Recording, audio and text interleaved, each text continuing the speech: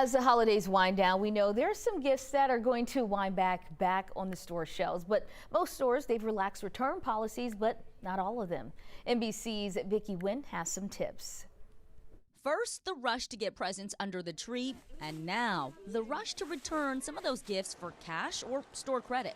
Analysts predict $135 billion worth of products will be returned this holiday season, up from the previous record of $120 billion last year. In response, 60% of retailers have changed their return policies this year, citing rising costs, with more charging return and restocking fees. So maybe you get that gift that you're not so keen on?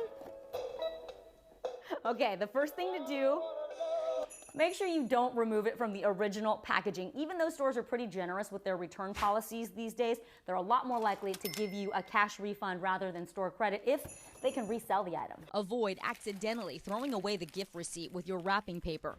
No receipt might mean no refund. If you do lose the receipt, your options are to regift the item or have that awkward conversation with the person who gave you the gift to see if they have a receipt.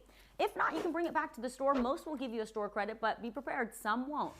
For in-person returns, make sure that you bring your ID. Most stores will ask for it even if you didn't buy the item. They're trying to cut down on people who abuse return policies.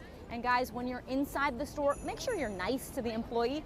Oftentimes, they have discretion on whether or not to accept that return.